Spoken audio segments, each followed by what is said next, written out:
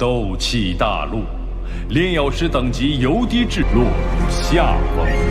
危急关头，火力划分为宝丹、玄丹、金，自此易主。 Lúc này, sau khi đã ăn một đóa xanh khủng bố, hồn diễm vẫn không hề hấn gì. Từ trong biển lửa hỏa diễm thanh âm vang vọng quát: nếu Hỏa Liên kia là con bè tẩy của ngươi, vậy ngoan ngoãn đem đá xá của Đế Ngọc giao ra đây, lão phu còn có thể cho ngươi bỏ mạng mà không đau đớn. Nghe vậy, Thần Nông lão nhân đứng cạnh đột nhiên hét lớn. Khí tức của lão gia hỏa kia có chút không ổn định, xem ra một kích vừa rồi đã tạo cho hắn một ít thương tổn, nhưng muốn làm hắn bị thương nặng còn chưa đủ. Bên cạnh, Dược lão cũng thúc giục dồn dập nói: Tiêu Viêm, chúng ta phải mau chóng thoát thân, bằng không một khi cường giả trong dược tộc hết, chúng ta cũng khó trốn. Nghe được những lời ấy, Tiêu Viêm khẽ gật đầu rồi ánh mắt chợt lạnh đi, hô lớn nói: Thần Nông tiền bối, Dược Thiên, hai vị mau đem dị hỏa tạm thời chuyển qua ta. Nghe vậy, cả hai người hơi ngẩn người trước yêu cầu bất ngờ, nhưng lập tức hành động không chút do dự vì đại cục. Thần Nông lão nhân vung tay đưa cây quải trượng chứa sinh linh chi diễm vào tay Tiêu Viêm. Dược Thiên cũng nhanh chóng phun ra một ngọn lửa thâm đen mang hình dáng một con rùa khổng lồ. Quy linh địa hỏa xếp thứ 13 trên bảng xếp hạng về phía Tiêu Viêm. Chớp mắt sau, chỉ thấy Tiêu Viêm một tay nắm chặt quải trượng lục sắc, một tay giữ lấy quy linh địa hỏa thâm đen. Chớp mắt, thân thể trong suốt như bạch ngọc của hắn với mái tóc đỏ hồng đột nhiên bùng phát ánh sáng trắng tột cùng. Dưới trạng thái dung hợp hoàn hảo với Tiểu Y, thể chất của hắn lúc này tương đương với một dị hỏa chi linh chân chính. Dù hai ngọn dị hỏa này chưa được hắn luyện hóa, nhưng nhờ sự phối hợp chủ động không phản kháng của hai vị chủ nhân, Tiêu Viêm vẫn có thể cưỡng chế sử dụng chúng để làm chất xúc tác cho đòn tấn công tiếp theo. Bây giờ, 5 loại dị hỏa sẵn có kết hợp cùng 2 loại dị hỏa mới mượn được, Tiêu Viêm chuẩn bị ngưng tụ ra một đóa hỏa liên chứa đựng tổng cộng 7 loại dị hỏa. Tiếp theo, chỉ thấy Tiêu Viêm ngưng tụ 7 loại dị hỏa mang 7 màu sắc khác nhau ở trước ngực, rồi dần dần tụ lại, năng lượng thiên địa dường như cũng vì vậy mà bị hút cạn. Chớp mắt, Tiêu Viêm đã lập tức dung hợp 2 ngọn dị hỏa mới mượn vào 5 loại dị hỏa sẵn có trong cơ thể. Ngay khi chúng vừa giao hòa, giải lửa vốn đang bình yên bỗng bùng phát, năng lượng cuồng bạo dữ dội gào thét như muốn nổ tung ngay lập tức. Sắc mặt Tiêu Viêm tái mét, hắn lập tức dốc toàn bộ linh hồn lực để trấn áp, cưỡng ép luồng sức mạnh hung hãn kia phải bình ổn trở lại. Đến đây, khi năng lượng đã hợp thể hòa làm một, lấy Tiêu Viêm làm trung tâm, một cỗ dao động hủy thiên diệt địa từ đóa hỏa liên 7 sắc bắt đầu lan tỏa ra khắp không gian. Khí tức kinh hoàng này lập tức khiến hồn diễm đang vây Hạ Bắc Vương phải giật mình biến sắc. Lão không ngờ một kẻ ngũ tinh đấu thánh lại có thể tung ra chiêu thức khủng bố đến vậy. Ánh mắt lóe lên hàn quang, hồn diễm lập tức tung một chưởng toàn lực đánh lõm ngực Bắc Vương, chấn bay con rối ra xa mấy trăm trượng, rồi nhanh như cát lao thẳng về phía Tiêu Viêm để triệt hạ tận gốc. Từ xa, Dược lão thấy thế kinh hãi quát lớn nói: ngăn hắn lại! Dứt lời, ông phóng ra một giải đấu khí thất luyện nhưng dễ dàng bị hồn diễm vung tay đánh tan. Phía xa, Thần Nông lão nhân cũng liều mạng bộc phát chiêu xích độc chưởng, biến bàn tay thành màu đỏ đậm lao lên ngăn cản. Thế, hồn diễm hừ lạnh một tiếng, lật lòng bàn tay đen kịt như tử thần, trực tiếp nghênh kháng. Một tiếng bùm vang lên, kèm theo mùi vị quỷ dị, Thần Nông lão nhân trúng độc chưởng liền thủ huyết, chật vật bay ngược ra sau. Đánh lui tất cả, hồn diễm cười lạnh: một đám tôm tép như các ngươi mà muốn trốn thoát khỏi tay hồn tộc ta à? Nằm mơ! Dứt lời, hắn liền xuất hiện ngay trước mặt Tiêu Viêm, 5 ngón tay đen sì chộp thẳng vào ngực hắn. Chỉ trong chớp mắt, kình phong sắc bén đã lao tới xé toạc vòng phòng ngự, sạch lên lồng ngực Tiêu Viêm 5 vết thương sâu hoắm. May nhờ có Long Hoàng cổ giáp hộ thân, bằng không hắn đã bị đục thủng người. Lĩnh đòn nghiêm trọng, sắc mặt Tiêu Viêm tái nhợt, thân hình bị đánh bay ngược ra sau. Thế nhưng, giữa cơn đau đớn, khóe miệng hắn lại nhếch lên một nụ cười băng lãnh, trầm giọng quát: "Bạo!" Thanh âm vừa dứt, hồn diễm kinh hoàng phát hiện ngay sát cạnh mình, đóa hỏa liêm 7 màu rực rỡ chỉ bằng nắm tay đang chậm rãi xoay tròn. Không đợi lão kịp phản ứng, đóa hỏa liêm phát ra ánh sáng chói lòa đã lao ra bắn phá khắp nơi, thiêu rụi toàn bộ đám thôn linh xung quanh thành tro bụi. Đứng ở cự ly gần sát người, hồn diễm dùng toàn bộ đấu khí để chống đỡ, nhưng ngay sau đó hỏa liên chính thức phát nổ, một tiếng đùng đùng kinh thiên động địa như tạc ra một mặt trời thứ hai, ánh sáng chói lòa bao trùm khắp dược giới, khiến núi non vỡ vụn, sơn mạch tan chảy thành vũng bùn, đất đá nổ tung văng tung tóe, mặt đất thì rung động liên hồi. Mượn lực đẩy từ cú va chạm trước đó, Tiêu Viêm vươn tay bắt lấy đám người dược lão, dùng Tịnh Liên yêu hỏa tạo thành màng bảo vệ bao bọc cả bọn, cấp tốc lùi lại để tránh bị vạ lây.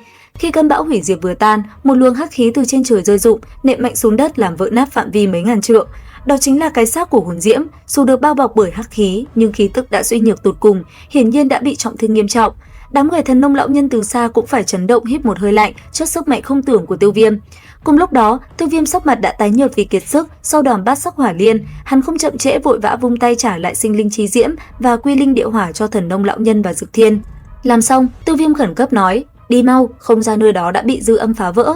Nghe vậy mọi người nhìn lên thì thấy, tại tâm điểm vụ nổ, một khe nứt không gian lớn vài trượng đã xuất hiện. Còn Tiêu Viêm nhanh chóng lấy nước thuốc từ bình ngọc vẩy lên vết thương trên ngực để trị thương, rồi xòe đôi cốt rực sau lưng, dẫn đầu đoàn người liều mạng lao thẳng vào khe nứt. Dưới đất, hồn diễm loạn trọn đứng lên, mặt mũi dữ tợn rít gào ra lệnh, ngăn bọn chúng lại. Thế nhưng cùng lúc đó, các cường giả còn lại của dược tộc đã điên cuồng lao lên tự bạo liên hoàn, tạo thành một bức tường dư ba năng lượng khủng bố chặn đứng đường truy đuổi của hồn tộc. Cùng lúc đó, hồn kính đang kịch chiến với dược đan, thấy Tiêu Viêm sắp trốn thoát, liền định lướt đi ngăn cản. Nhìn thấu ý đồ của đối phương, dược đan nở một nụ cười điên cuồng kích phát toàn bộ đấu khí trong cơ thể bộc phát ra ngoài. Lão Khệ quay đầu lại, nhìn thấy Tiêu Viêm đã hộ tống thành công, những mầm mống huyết mạch cuối cùng của tộc mình là Dược Thiên và Dược Linh bước chân vào khe đứt, ánh mắt đầy máu của vị tộc trưởng lộ ra sự nhẹ nhõm như chút được gánh nặng. Lão mỉm cười gầm vang nói: "Tiêu Viêm, đa tạ ngươi."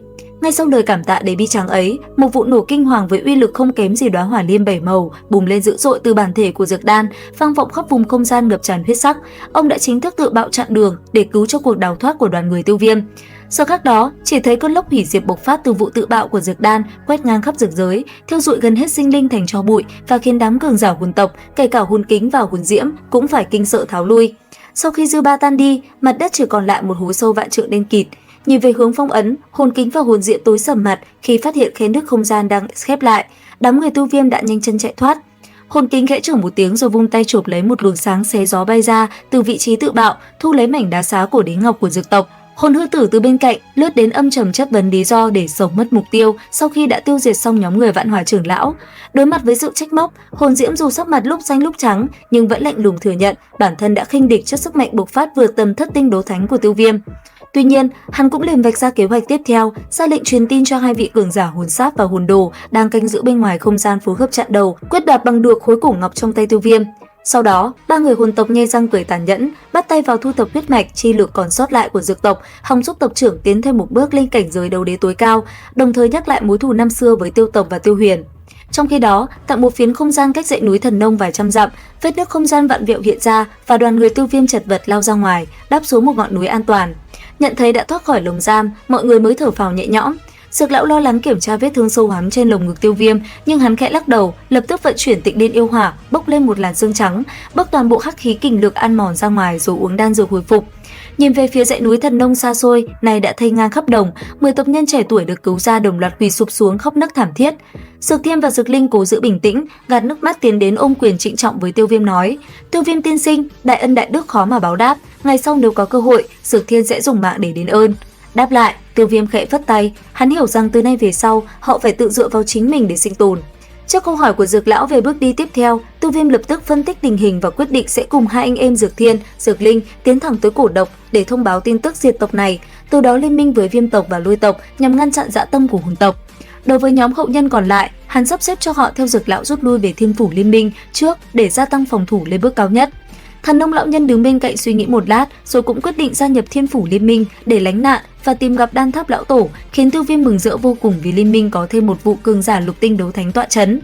Ngay khi mọi việc vừa thu thép xong, sắc mặt Tiêu Viêm đột ngột biến đổi, hắn bỗng nhiên quay đầu, gắt gao khóa chặt ánh mắt vào một ngọn núi cách đó không xa.